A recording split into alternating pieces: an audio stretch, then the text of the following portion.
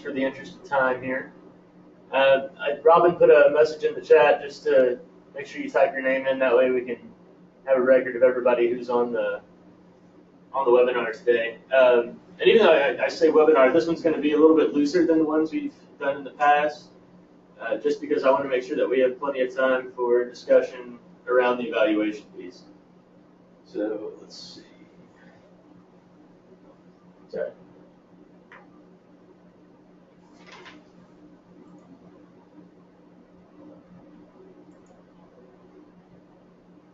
Sorry, I'm trying.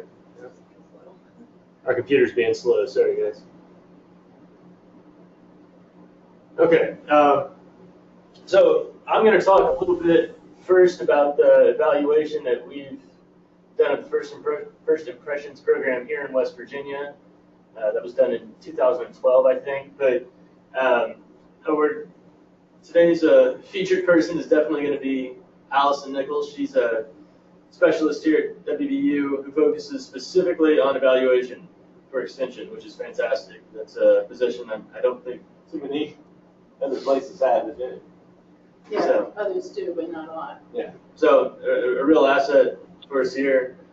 She's taken a look at the evaluation that we did previously, looked at the manual, so she put together some the logic model that I sent you, plus some questions that we can consider and talk about moving forward here.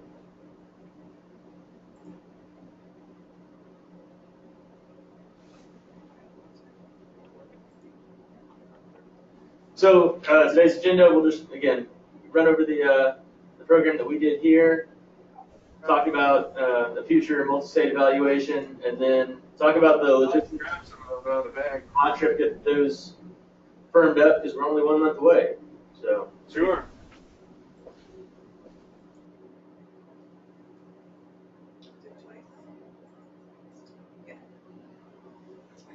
Okay, so the First Impressions program had been done at least 60 times in West Virginia by 2010. So since then, I'd say we're well over 70.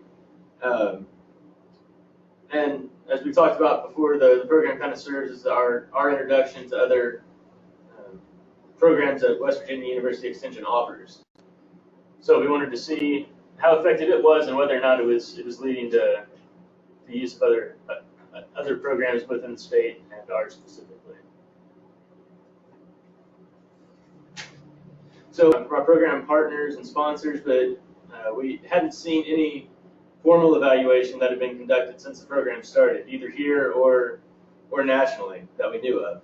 So basically our questions were to look at whether or not the program had an impact on the general condition of the community, whether the suggestions that were delivered in the report actually led to improvement, did additional improvements come out beyond what we had suggested, and then what were the barriers that may have prevented the recommendations from being implemented.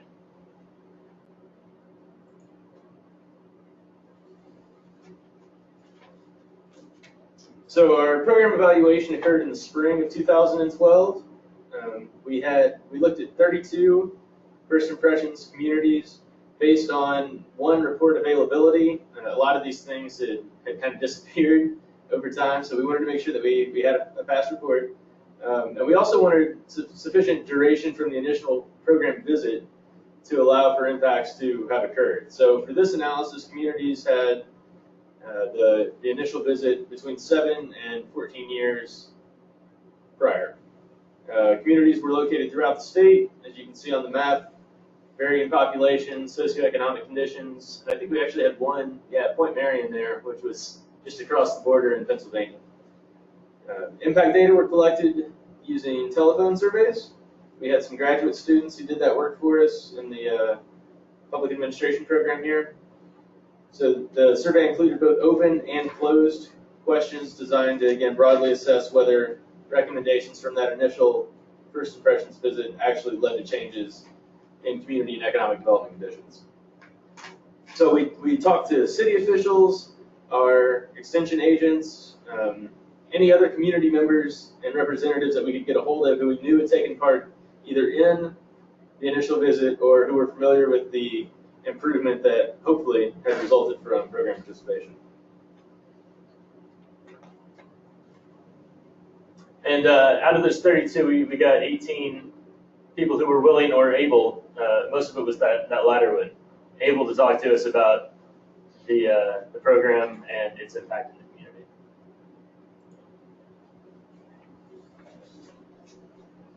So here's a rundown of the survey questions that we asked. Was it beneficial, yes or no?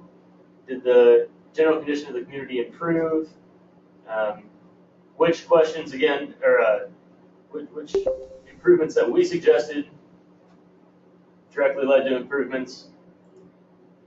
What other improvements were made beyond what was suggested by the report, the barriers, and then any other programming that the community engaged in?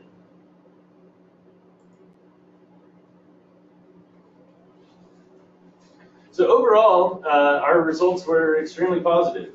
So the majority of responding communities said that the program had led to positive changes in the community. 89%, so 16 of the communities reported beneficial impacts from participation, and 67%, so 12 communities, reported that the general condition of the community had improved as a result of the program. And even those communities that didn't report general improvements attributable directly to the program had implemented projects or initiatives specifically recommended in the report.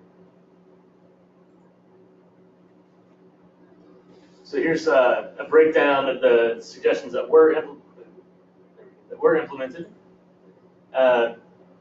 Increased partnerships and other self-directed initiatives, those are the ones that we were really excited about. So most of the communities were doing things like signage, beautification programs, historic preservation, tourism. But again, these long-term impacts that move beyond just what was suggested in the program were the ones that we were really excited about. So in Logan, in the southern part of the state, they participated in DEP's Make It Shine program. In Union, there was a regional Civil War trail that was developed with some neighboring communities. In Wellsburg, they partnered with a local nonprofit, the Catholic Knights, on a tourism initiative. And Point Marion joined up with the Pennsylvania River Towns program. But regardless of whether it was suggestions that we made or these self-directed and partnership type improvements, we had multiple respondents who said that what the program did was make them stop and really look at their community and what they needed to work on. So that's really the goal of the program. So we were happy that came out of it. The barriers that were reported, not surprisingly, money and resources, human capital, and vision within the community. And then this was also not surprising given the time frame, and also one that kind of tripped us up with our response rate was just turnover in local leadership. So the people who were able to move beyond it, a lot of our communities participated with Appalachian Regional Commission Flexi Grants, and we had quite a few who also participated with the Brownfields Assistance Center, who works on vacant and dilapidated buildings and just kind of general brownfield remediation. For the folks who kind of moved beyond the human capital piece, we had a lot of people who participated in our previous Power of 10 program and the community design team. And we also had several communities that partnered with the Division of Commerce here and became Main Street communities. For the government leadership, the responses were with the Federal Home Loan Bank of Pittsburgh, and then also the Community Development Hub, which is a large community development group here in the state that works to connect community development resources, essentially. So overall, the implications, we had a lot of communities who looked inward and identified areas for improvement beyond what we suggested. They formed new partnerships, which is great, and we're able to use the report to help secure money and resources in many cases. And we had several who reported just increased participation in the community decision-making process. So that kind of concludes what we did. And I guess now this is the logic model that Allison helped put together based on the evaluation that we had done and what she saw in the manual. So I'll tell you what, Allison, is there anything you want to talk about first before we unmute people? And Yeah, I did. yeah, okay, good. Allison, take it away. Great. Hi, I'm Allison Nichols, and as Daniel said, I'm the evaluation specialist here. So I don't have any direct, just so you know, as a disclaimer, I don't have any direct responsibility for this program and have never participated in it. So what I'm going to talk about here is stuff that I actually gained from reading the article, the Joe article, and not from the manual. So I don't think I actually have the manual, but so it could be, this is not something that is set in stone, this logic model. It's just to give you an idea of what could be created. You could start from scratch and do your own logic model, but this is what I gleaned from reading the article about what the program is about. And the reason I did this was so that we could move from a logic model, because lots of times people stop at the logic model, but we could move from the logic model to an evaluation plan. All a logic model does is do a if-then statements. If we do something, then this will happen about a program, and it can be used for program development, and it can be used for evaluation, but it's just a tool to kind of give a picture of it. So in reading the article, I thought that there were a number of different participants in this program that could be evaluated. It's not just, as in the article, what the outcomes were, but also what changes were in the people and the groups, the organizations, and the communities along the way, including those who participate in the observation and in the evaluation. Actually, to tell you the truth, the First Impressions program is an evaluation. So in a sense, we're evaluating an evaluation, and that there's a whole literature on that, which I didn't delve into, but there is. So anyway, there's the community leaders as one group who are by the program becoming aware of the needs of their community, what their responsibilities are in determining what they can do about those needs. And when I say needs, I mean needs for changes in the look of the community and the things that would attract people to the community. And they have a need also to understand how to bring about those changes, to monitor those changes, to communicate when the changes occur, to communicating through public relations kinds of activities, etc. So those are all educational needs. And as I'm sure you've seen many logic models, so I'm not, but the first group of outcomes is learning outcomes, and those are considered to be short-term outcomes because they're a direct result of the intervention. So the community leaders need some education, and I'm not, since I didn't read the manual, I'm not actually sure what goes into that in terms of bringing about those educational changes, but that's one thing that could be measured. Are they learning what you are hoping them to learn? The next group of people are these anonymous visitors who go to the community and do the observation. And Daniel tells me that different states have different ways of doing this, and in our state we use specialists and more professional people, and in other states they might use community people or students or people that have not necessarily been trained in how to observe. So that's another educational need. Have they learned how to observe, and then do they fill out those forms correctly? Do they actually bring back information that is usable? The next group of people that we would want to look at is community members, and are they becoming a part of this? Which, in my opinion, this may be correct. It shouldn't just be people coming into the community and the leaders, but also the community members who are involved in these changes. So are they involved, and in what ways are they involved? And then lastly, the visitors to the community, and are they learning about this great community? Are they coming to visit for the tourist reasons, or stay in the bed and breakfasts, or move there, actually, to come and move there? So those are some educational changes. And then the next column are what can be, what those groups do. So we need to measure, has their behavior changed? And those are things for the group leaders. Are they actually making sure that the changes occurred? Are they monitoring the changes? Are they making sure that the quality of the changes are what they want? All the behavioral things that go into that. In terms of the anonymous visitors, is their work good enough so that the reports are not just done and thrown in a drawer, but they're actually used? Are these usable reports? And in my class on evaluation, I go into all the different ways that you can communicate the results of an evaluation, and not just a paper report, which generally doesn't get read in my experience.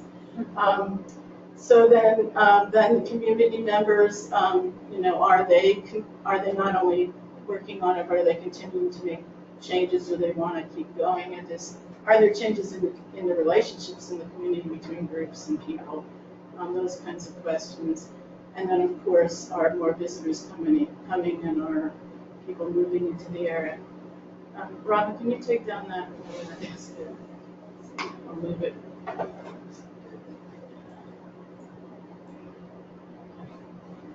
And then finally, it's the impacts that Daniel was talking about in his paper are, in the last, these are permanent changes, or, what you actually want this project to occur, to do in terms of making the communities better and making them more attractive to other people.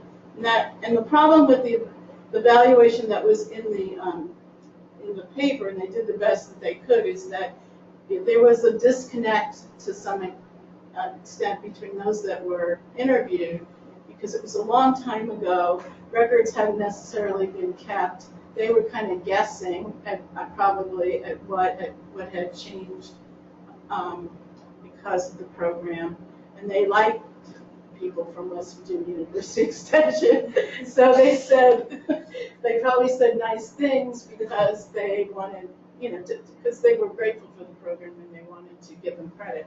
So all that together means that if the other parts of the evaluation aren't done, we can't necessarily connect those improvements to the program. And so I think whatever evaluation is done for this program, there needs to be steps. And especially if you want to reproduce it, like, I work on the Prosper program, which is a substance abuse program that's out of Iowa State Extension. And one thing that has impressed me about that program is the adherence to fidelity to the program. There are so many ways that those who reproduce this program must document what they've done. And so I think that some documentation things, which is part of process evaluation, and that you can draw that line then from box number, from the activities all the way over to the impacts. In some logic models, you see arrows going across it, and you can do that if all these other steps have been done. You could go to the next page. So the next thing that I did, and these are totally made up questions that I did actually this morning from the logic model, to give you an idea of taking those outcomes, turning them into questions, and then turning them into indicators and methods. So that top box up there says indicators. So I made up some questions and I filled in one of them to give you an idea. So the first question is, are community leaders able to identify potential community needs? And then you need to figure out, first, there needs to actually be a method the method of collection, which would be some kind of a log that they would complete. And they would put in what their needs are that they've learned from the process. Whether or not, maybe rate them in terms of feasibility in some way, estimate what it's going to cost the community, and then give some estimate of how long it's going to take to do that change. And those kinds of things would be the method that we would use to analyze those would be a content analysis of those questionnaires or surveys or, that the people would fill out, so that we would have a record, so we would know this is what you intend to do. There's one of the things that we look at in evaluation is the intention to change, because some programs we can't actually get back to the people and know that they did change, unfortunately. So we do measure intention to change, and this would be, in a sense, a measurement of intention to change. So for each one of those questions and on there should be a way to, and if you want, now let me just say, you don't have to evaluate every single solitary thing. I don't want to give you that impression. But if your group decided to answer any of these questions, then you would need to come up with a way that you know that it's been accomplished, and how you would what you would use to find it out. Would you use a focus group? Would you use a questionnaire? Would you use a interview? A lot of people today. I'm on the with the Northeast Indicator Committee for community development, and there's a lot of interest in concept mapping, and that's one method that could be used in this kind of program. So, here's what has been done and what have been the consequences of those things that have been done, and you allow the community to tell you that, there's a new community center, and because there's a new community center, kids are off the streets, and kids are not engaging in risky behaviors as much as they used to, whatever. You begin to build what are the possibilities and of this kind of a program in terms of changes to the community. And I actually think that would be a very good methodology to use with a program like this. So anyway, I'm just going to leave it there and open it up for discussion, but that's kind of the way I think that you might proceed in terms of figuring out some kind of a standardized evaluation for this program. Awesome. That's great, Alison. Thank you. All right, so how do I make this okay, I'm going to unmute it, and let's open it up for questions for Alison, and then also just kind of discussion in general.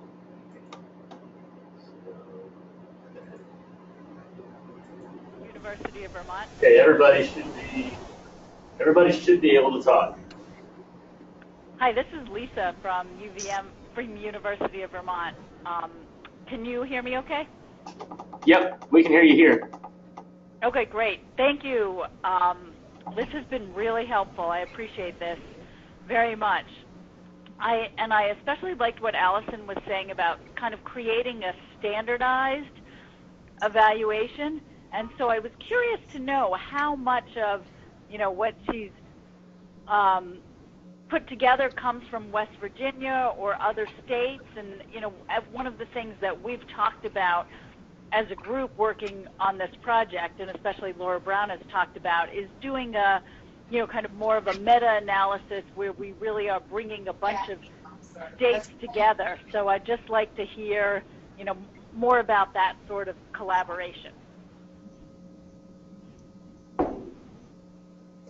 Well, so the questions, Alison, that you, well, not the question, but the logic model was based on that Joe paper, which you pulled out of that. So that's where this was coming from. Laura, do you know, Wisconsin, is there a logic model that they produced, and did they have any evaluation materials? Yeah, can you hear me okay? Yes. So, to my knowledge, the evaluation that we had done in Wisconsin was on a community-by-community basis. And, to be honest, the questions that we would ask were not dissimilar to the kinds of things that that you guys asked in West Virginia, but I don't think, maybe some communities had done that on kind of a longitudinal basis, but it had never been applied across the state. So I don't think there was a logic model that was kind of standardized the type of evaluation communities were using. But I see what Allison has done as being applicable, at least to the different manuals that I know of. I mean, I think the questions are, at least how they've been framed here, are probably general enough to be inclusive of even minor variations in the tools that have been used in various states. Yeah, definitely. Was there a certain time frame, a consistent time frame in Wisconsin that they revisited the communities? Because I think that would be important to know. No, again, to my knowledge, I think every community development educator was really responsible for doing their own evaluation of the communities that they worked with. So there was really never a unified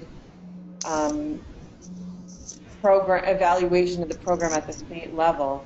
But as Allison mentioned, there is this group that's working on the Northeast Indicators project, and this project, evaluating it in Wisconsin, was one thing I was thinking of as a pilot program.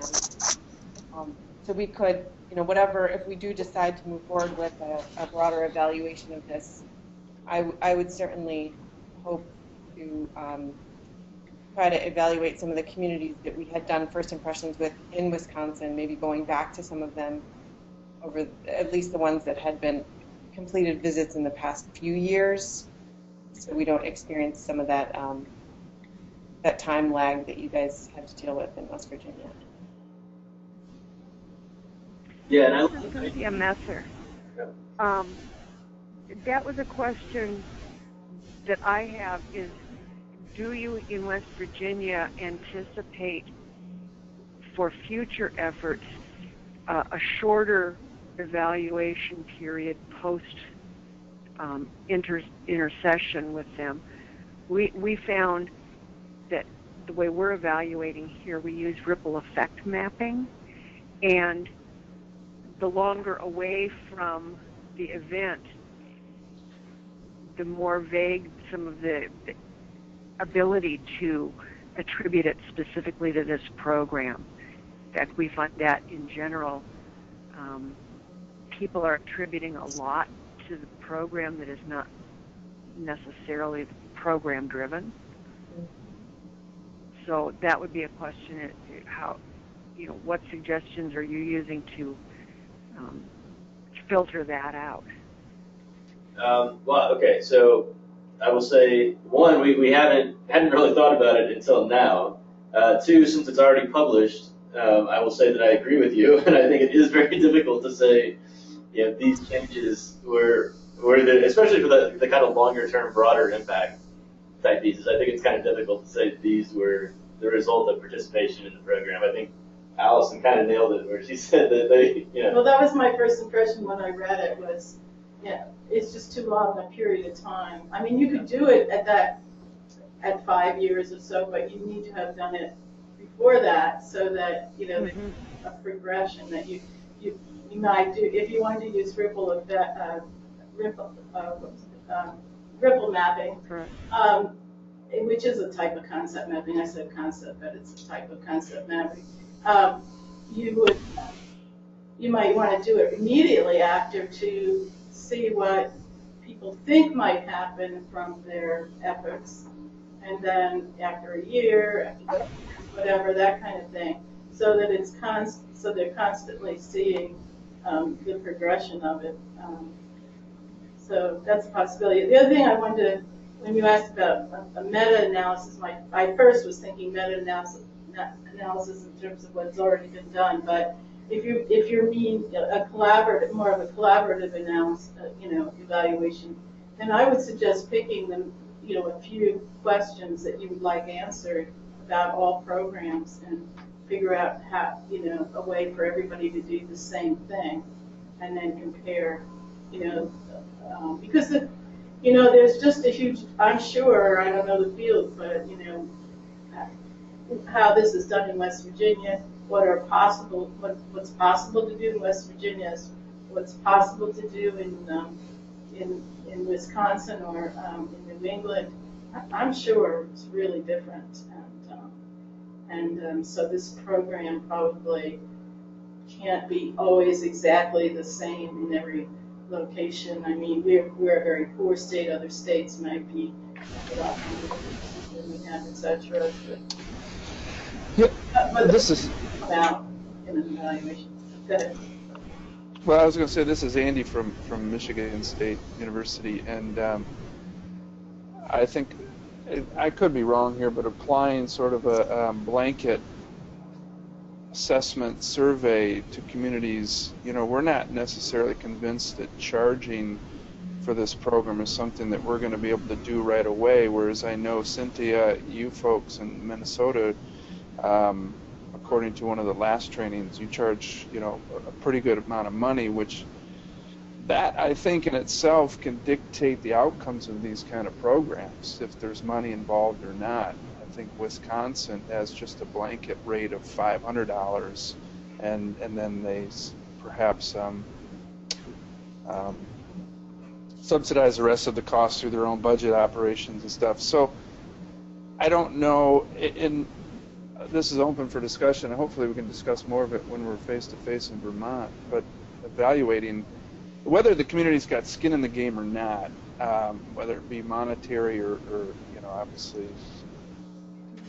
Good question. Well, so I mean, this is Daniel.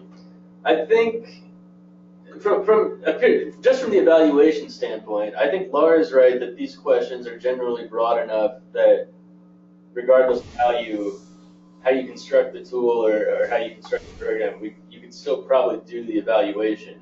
However, I do agree that if the community doesn't have skin in the game, there's probably a good chance that the results of the evaluation won't be as positive as they might be for a community who has already said, yeah, this is something we want to do. Yeah, we want to invest in this up front. Maybe that's something to test in a Yeah, pilot. Well, that's true. That's That can that's be something that we can be see. an independent variable. I mean, even with if you did a qualitative analysis of focus groups or whatever, you still could have focus groups that had communities with skin in the game and those without skin in the game, and Right. Compare the responses or the activities that have occurred. Right. Yeah, that's true. That's This is Laura. I would totally agree. I think Andy's hit on a really interesting and relevant research question for us, which could involve not only if we're charging for the program, but other elements of community capacity that exist where the program is implemented, such as is this initiated by a Main Street program or a Chamber of Commerce that already has some organizational capacity to implement the results of the report versus kind of a community that really doesn't have as much infrastructure in place.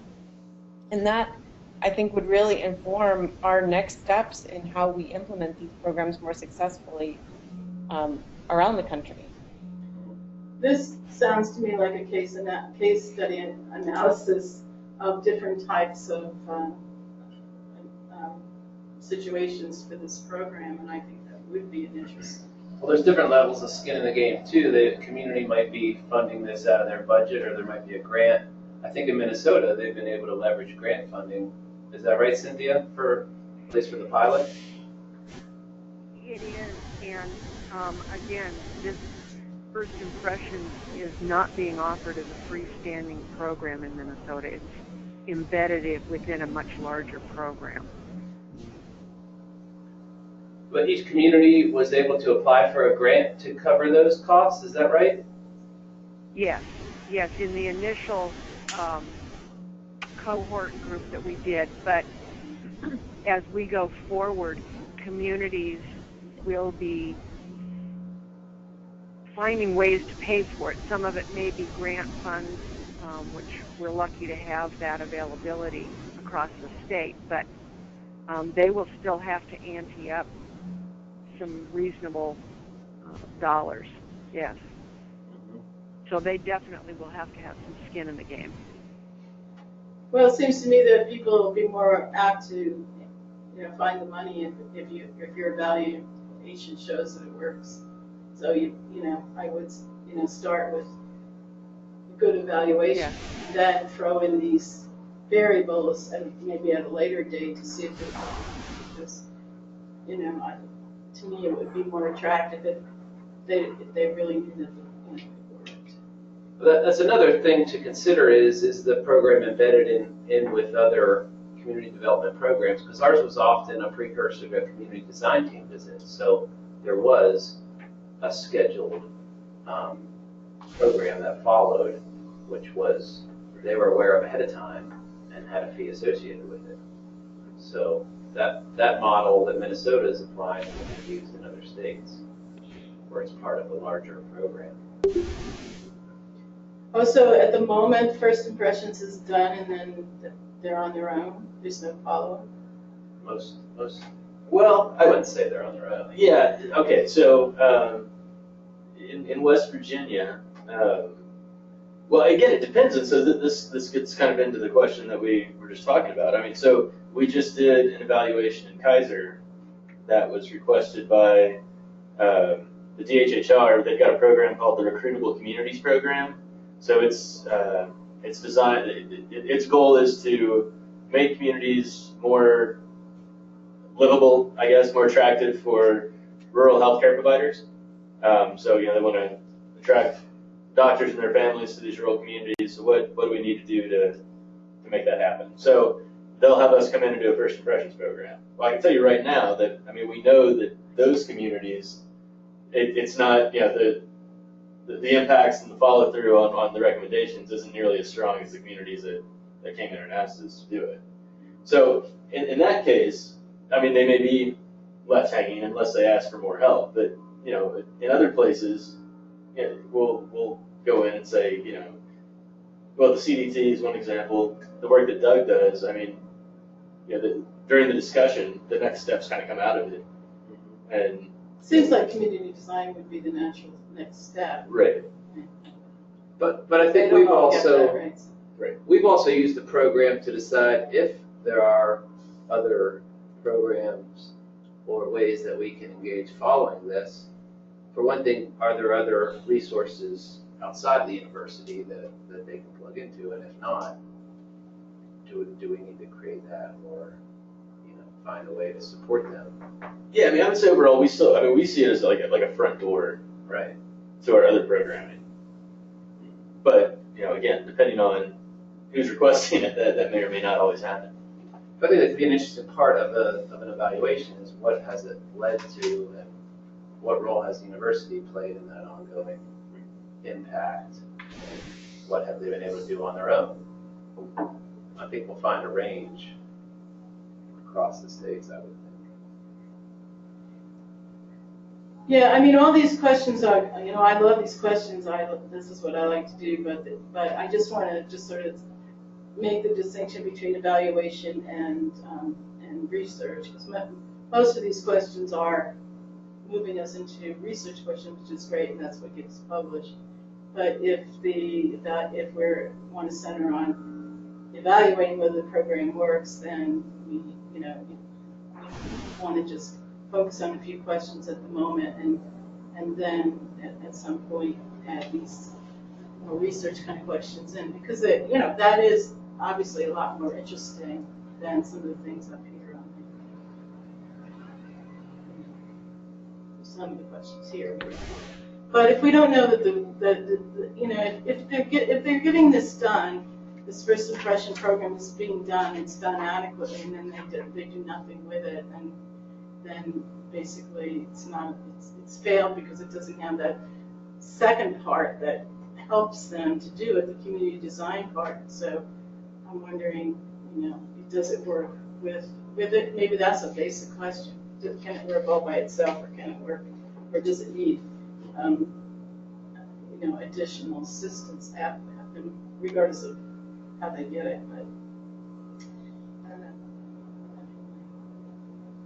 Allison, do you see the possibility of integrating some of those two things? I mean, as you're describing that, it seems like they are kind of related in some ways. Like we could, as we're gathering this information, also document sort of that context of that the program was presented in to better understand the resources that were available to the community at the time. If I understand your question, that I would say yes. I mean, I think that to document the process of whether the process is going well, is there a whole, if one community is successful and they and another is not, and the one that is not hasn't involved the other community members in the process. It's only been the leaders, and nobody else has been involved. I'm just making that up, but say that happened, then we could maybe see, that this program only works if, if the whole community is involved, and then we insert into the program things that ensure that the community members are involved. In other words, using the evaluation not just to document impacts, but to improve the program. So things must be in place if the program's going to work. If it's not, if those things are not in place, then they don't work. I think that often we forget that evaluation isn't just to show impacts. Evaluation is to improve programs, and in order to do that, we have to go back and forth and see what's missing and do it again. But most of us don't have time to do that. But that is theoretically what evaluation should do. And then this could be really become a model program in extension and be reproduced in other places, and then that's the value of it. I was wondering, Cynthia, how long, when do you do your evaluations? Do you have a timeline for implementing those?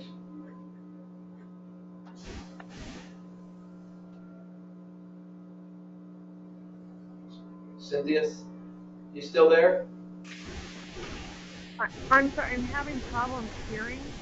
Can you repeat the question? Yeah, I was just wondering, you said the timeline for doing the ripple effect mapping, do you do that right away, then a year later? Good question. We went back, when we did the original ripple effect mapping, we went back anywhere from 5 to 7 years afterwards, which was way too long. But with the cohort group, we went back in at 6 to 8 months, and we're getting much richer recall, of course, not unexpected, but we're finding that is seems to be a reasonable time, but it has not been sufficient time for the community to have actioned their plans. So we've been talking about, would we go back in at 3 years or 2 years to be able to document that additional change over time. And that, again, becomes a matter of the funds available to go back in and do that.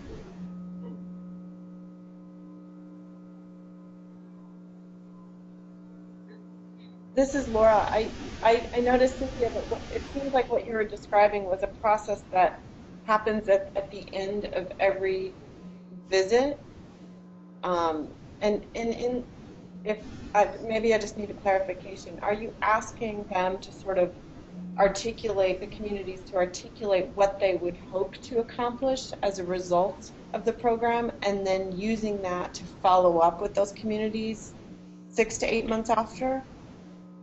That's a great question, Laura. What we do is, because the first impressions is only one element of the program. Right. When we come in with our observations and recommendation report, we facilitate a conversation at that point to help the community to identify and do some action planning.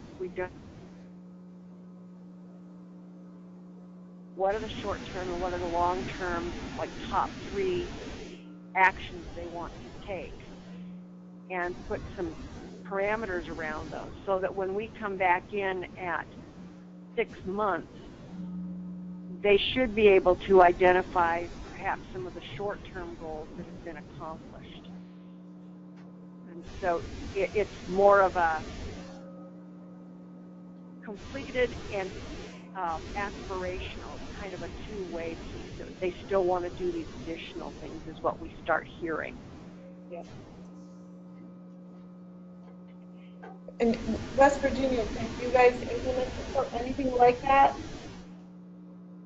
as part of your program?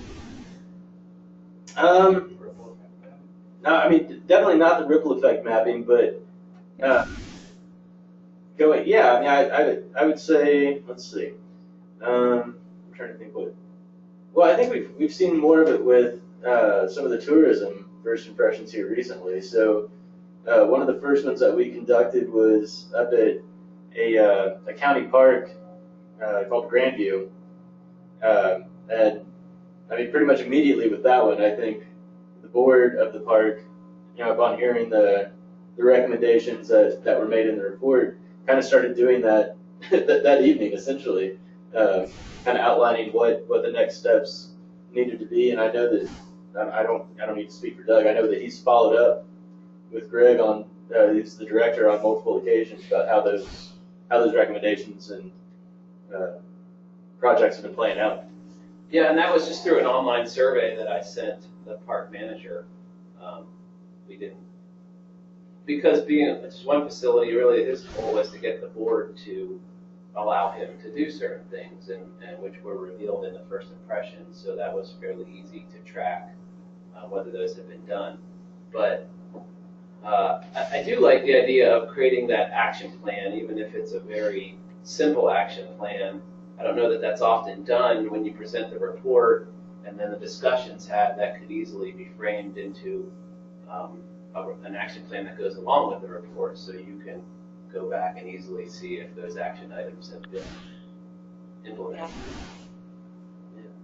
Well, and I mean, I'm just looking at what's up on the screen now. I mean, that's kind of like what Allison, I think, was recommending with that first question. Was Yeah, the that's an community, action, but yeah. Yeah, can the community leaders who are getting the report come up with 3 things they're definitely going to work on?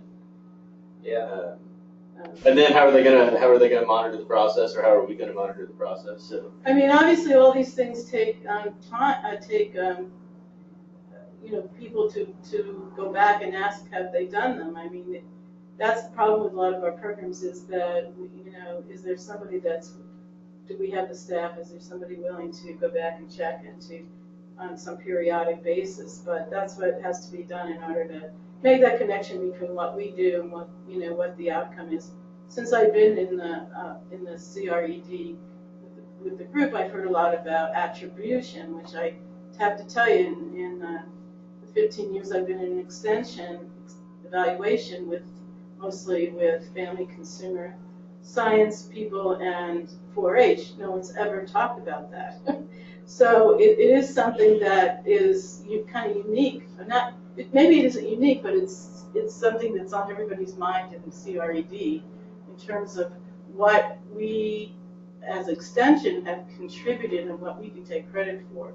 Because if somebody makes a change in their community, it may be our leadership, our educational training that makes the difference, but it also may mean that some wealthy person came forward with money, or some group came and funded it, or somebody just, there's just so many factors and other organizations that participate in this. So if we had documentation, if we had, an action plan, and then we knew that they took some of those actions, and we knew that some of those actions were successful, and that kind of thing, we would have more of that line of verification that we did made a difference, and I think that's what a lot of people are wanting these days, at least on the committees that I've been on. And I think it's fairly easy to frame the report in positives, short-term recommendations, and long-term recommendations. And then in 6 months, you can go back and see if the short-term recommendations have been implemented, and if they're still working towards the long-term recommendations, and then go and evaluate those in 2 years.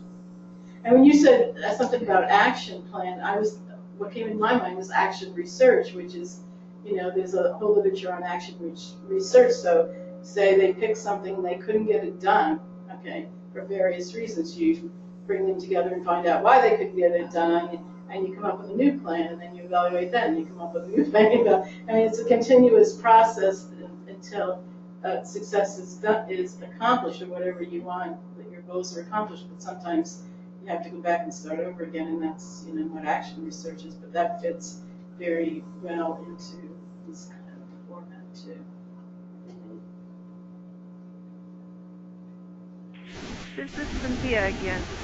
This was one of the reasons we tried to include the action plan conversation is we, A, didn't want it to become a report that ends up on the shelf and they didn't do anything. But more importantly is to help them take the next step, because in our report, we literally gave them dozens of potential actions. In fact, that was the feedback from one very small community, is they felt almost immobilized because it was such a huge list of opportunities that they didn't know where to begin. And so they became almost paralyzed by that. And it took that conversation to say, okay, so which of these resonate, which ones do you think are, they needed someone to help them, break the paralysis of the list that felt overwhelming to them and say, oh wow, yeah, we can do that. Or, gee, that one's a good one, but it's going to take more regional partners, and who would those players be? So we found that particularly in that project with those very, very small communities, that was a particularly helpful piece. And I like the comment I just heard that the action planning at least helps us to be specific about what pieces we can take claim, that we made a difference in.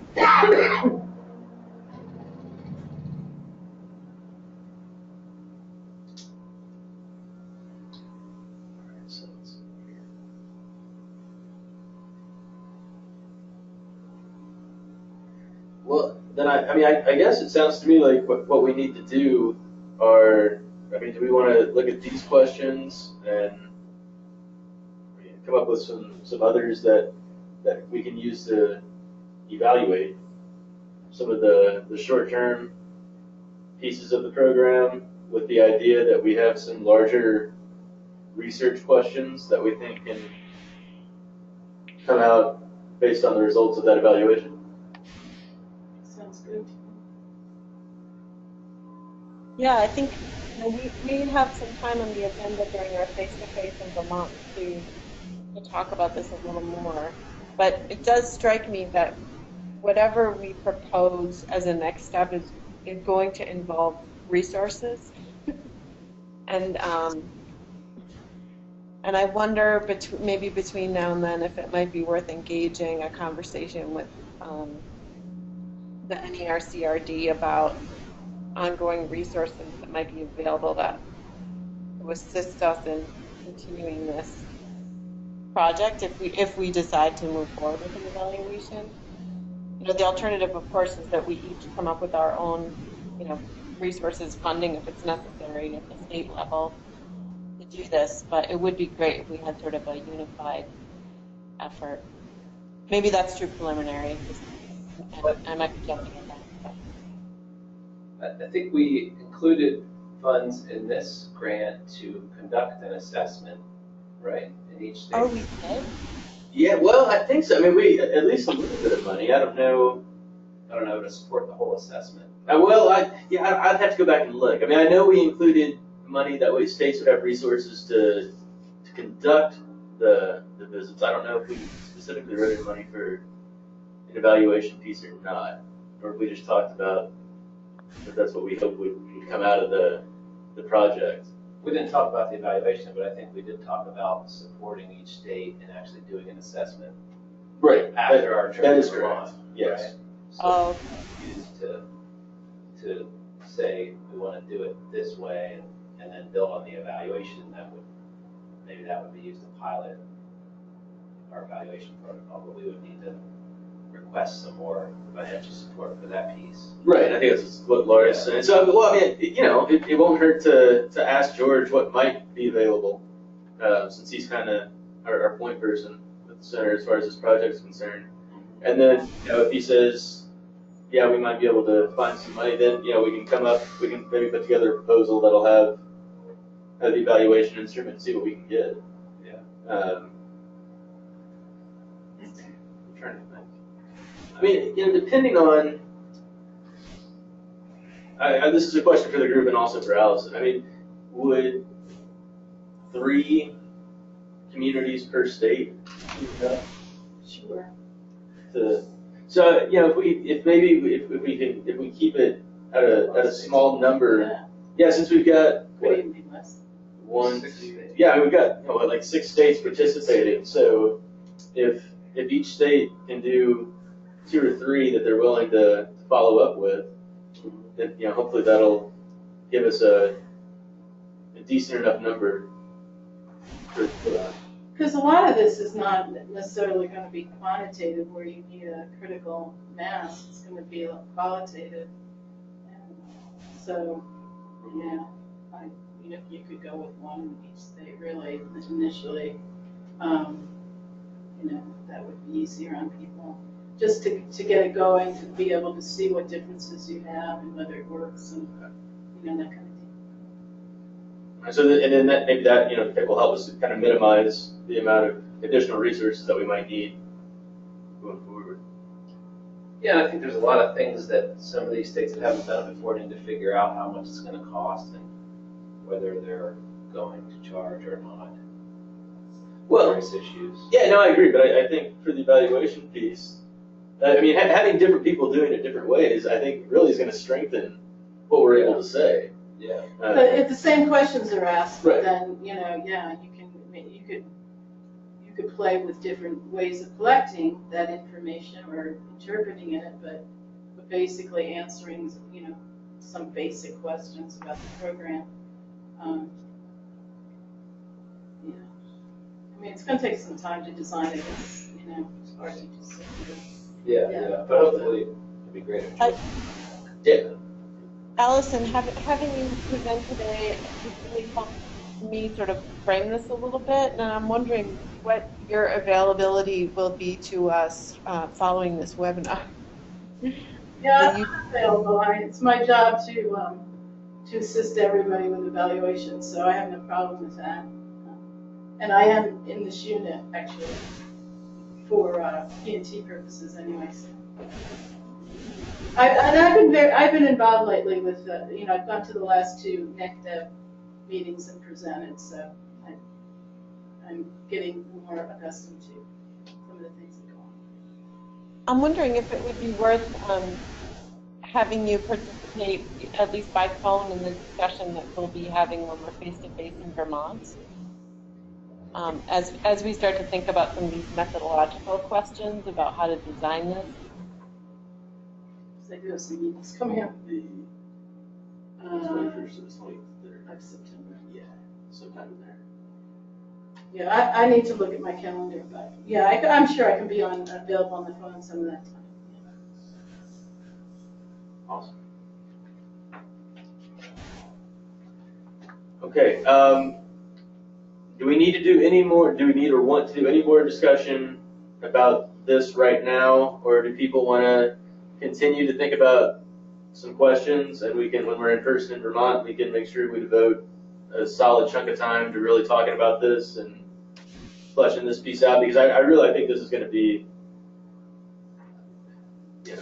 doing the program isn't that difficult. I think people will get that, so I think if we can devote some time to figuring out how we're going to evaluate it, I think that'd be great. This is Lisa. Yeah, I completely agree that we should continue with this conversation, in Vermont, potentially before Vermont as we get ready for it, and after, because I do think, if I recall, we did build in, time and I think some funding for certainly doing some sort of meta-analysis of what's been going on, or just coming together on the evaluation piece was a part of it, and I'd love to see that move forward, and I think that could be one of the tangible outcomes from this project could be a publication about it, as well as sample evaluations that people can use. So it's, part of the tools that that extension personnel around the country would have as they implement first impressions in their states. So thank you for this discussion, and I definitely look forward to continuing it. Okay, well then, we will end this piece of it for today. And again, continue thinking about it. If we need to schedule a call or do anything within the next month before the trip, that's fine. If people have any issues, just send an email and we'll try to get something scheduled. But for now, what other logistical things do we need to talk about with our upcoming trip?